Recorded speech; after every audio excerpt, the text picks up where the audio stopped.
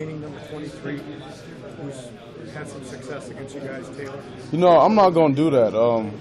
I think I'm not gonna do that. When I say that, it's a lot of great players probably right now for Wisconsin. It's like, oh, this kid say it's all about 23, then he's tripping. Not to discredit what yeah, guys exactly. do, but he's averaged 9.6 yards against you guys in 2 years. I assume you have to slow him, at least to slow their offense. Yeah, first you gotta think about it. That line there, that's a great line that's produced. I think in 1 year they had like 4 or 5 linemen go top 3 rounds, and to give them their credit, they do a lot of the job. They're big, fast, tall. It's like the Great Wall of China coming at you, and you trying to see through, pick and choose where to go. It's a sweep play. So if you tag too soon, you're behind the play. It's a lot of stuff. So stopping the run in general, whoever's back there, defeating those blocks, getting penetration in those gaps is the formula to beating a team like that. Linebacker, University of Nebraska. What's it like to have that title up here in Chicago, representing Nebraska here and the Well, I'm a Blackshirt, I'm a Blackshirt. I'm in a long line of great linebackers. Barry Root to Levante David to me. I represent them, and I represent this legacy that we've created that started in the 90s and up. Started before I was born, before I was made, So for me, every time I play, I want to make people like that proud. And I want them to see the position and say it's in good hands. I want to make the young cats in the room proud. I want to make everyone around this program proud. So I represent the Blackshirts. I represent Nebraska, the great fans, the proud, the loyal fans we have. That's what it means to be here, and I'm honored. Well, one of the things you brought up, young kids. You see a lot of young kids in the crowd, and they idolize the Nebraska football players. Like Scott said, Coach Frost said, he was sitting in the stands as a kid. What's it like for you, knowing all these young kids are out there, and you're the role model, and they're looking up to you? I want to give them the best. I want to give them the best version of me every time I play in front of them. I remember being, a young kid in Georgia, DeKalb County, watching the Georgia Bulldogs play, and how I wanted to be a running back then. So everything no Sean Marino did, I was doing also. I love Mohamed basketball because he had my name. So when he was doing stuff, I did it also. So I know what those young kids are looking for, and I know how we impact them so much. So I want to give them the best version of me. So when I talk, when I play, everything, I know they're looking at that. And that's honestly, it's what I think about. I think about the younger me. Do I make the younger me happy? Do I make the younger me? Do I motivate the younger me? And that's what matters. You might hate this question, but how did you guys not beat Northwestern last year? Great question. I guess whatever we didn't do last year, I promise you we'll do it this year. Yeah. Is that almost the game that you're going to have circled or whatever? Like I said, every game, and it's not cliche when I say every game we play, we try and bring it. So every game we're going to give them the respect they deserve. We're going to give it to them like they're the best team in college football. Simple as that. That was why. Were you on the field for those 4th and 10s? Do you think that they converted all that stuff? Yeah. That was honestly that was something we struggled throughout the year. So it was not. You watch Colorado games, right, and I'm like, it's the same thing. We have to fix those things, and that's something that we did so good. We got so much better in spring, and that's why I'm excited. And when you talk about why I'm confident this year, because we got better at that in spring. By that you mean getting off the field on third down? Yeah. So when we scrimmage, stuff like that, getting off the field on third down plays against our third down calls, stuff like that. And, prior to that, fall camp before, we struggle with that too. So to see that improvement in practice, I know it's going to manifest itself to the field. How much different does everyone talks about year 1 to year 2 with the coaching staff? But how different does it feel right now compared to this time last year? I just feel so comfortable with my teammates. It's surreal, honestly. And I feel so comfortable about the scheme. You know, we're at lunch and we're talking about football. You know what I mean? We watched film probably 3 hours. We have done footwork drills and stuff like that, and we still have an appetite for football.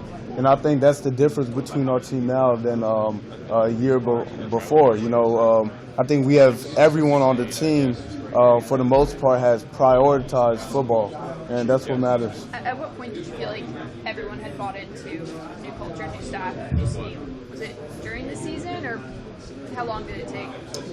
It took, you know, during the season, I would say that Northwestern game going, and then playing Minnesota the way we played Minnesota. You know, that was, I remember being so mad with Stanley, and we just over there about lose our minds and stuff like that, because we wanted to win that game and we thought we had it and stuff like that. And then for that emotion, for us to turn it around and then come out the way, I'm not going to even describe that, but come out the way we did versus Minnesota that's what we're looking for. This might bring back some bad memories, but what made Michigan's offense so tough to stop last year? I think it was a mental battle. I think we was in our own heads, and that's the thing. I don't care how good or talented your team is. No team should get that game. Shouldn't have never happened. You know, we beat ourselves that game, and I know we're a way better team than we show.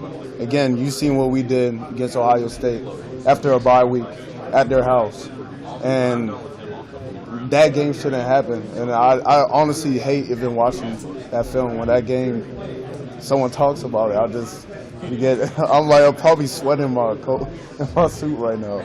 But yeah, so it's just, that's us getting in our own minds, in our own heads. Is that the kind of game where you just throw the game film out and just move on?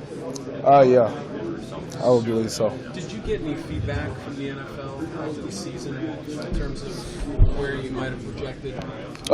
You know, I don't even care about that. You know, all the talk and hoopla and all that stuff. But I mean, from the league though, did you get from NFL scouts? Did you get an idea of where you would have projected had you decided? I don't really know, honestly.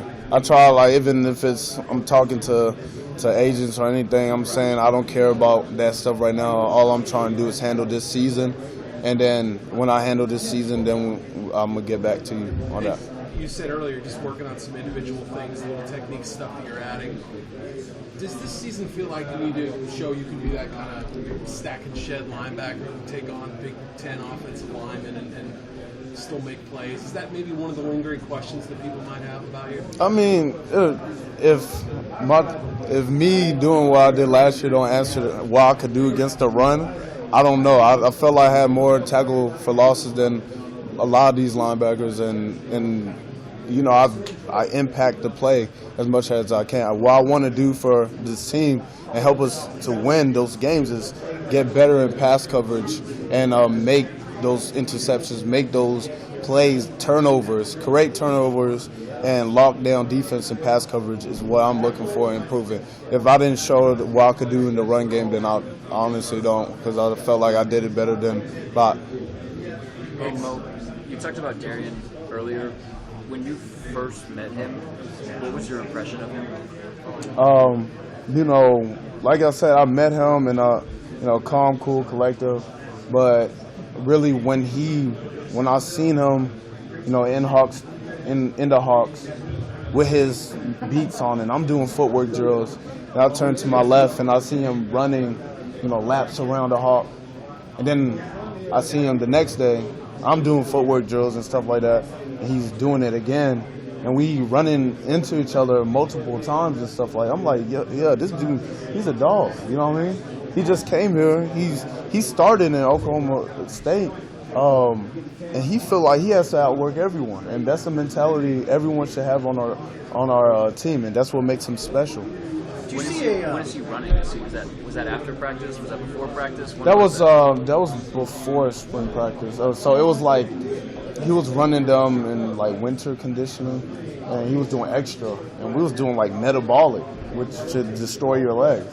And he's running after that? And he's running in that week, you know what I mean? He's still running, and I'm doing drills. I'm like, yeah, this guy's for real, and he's a D lineman, so. Yeah. How long did it take for him to get comfortable talking to the defense? Who, him? Yeah, Darian. I think off the bat, well, first coming with, his brothers there, and the Davis twins, I think he didn't, break stride, and whenever he wants something to be said, he says it himself, and that's what I like about him. I'm like, hey, yeah, I respect you. You do you, Big Pimpin'. Do you see any particular cohesion with that group up front, that group of D linemen, and if so, do you think it's significant? Yeah, you talk about we got the Davis twins of brothers. We got Darian Daniels and Damian Daniels. We got four, we got siblings there. So it's like, it's hard not to have that type of, cohesion, as you said. So they love each other. They do everything together. Sometimes they be weird, but it's okay. It's D linemen. So they fish together. They go fishing trips together. Like that group, if you mess with one of them, you gonna mess with all of them. So you gotta calm down. Even no matter how hot I get, I kind of what's up to them, because I know if I mess with one of them, I'm gonna get the heat of all of them. So they're a good band of brothers. So is that a meaningful thing in a football sense, in a football team sense? Oh yeah. You want your D line, you want to have depth in that position, even with our offense and with high pace, high tempo offenses they have now. So for them to believe in each other and actually help each other get better and not be selfish, and not some players like to hold back on information. For them to actually care about each other for their well-being and their success is big time, because then that means all of them are going to get better, and that means that's going to show on the field. You guys last year, just on the learning curve with the new coordinator and new system, did you feel like you guys got all the way there mentally in terms of understanding the system, or how close did you get, and maybe how much closer are you now? Man, it's like I watched film from last year, and I just boy, Mo, what are you doing? You know what I mean? So that's a great thing when you could every mistake you made and how easy it was to make the right decision. That means you became smarter, right? If you don't feel like that, that means you're still not as smart. So for us, many people, when I watch them film with the inside, or if I'm watching film with the DBs and it's a linebacker,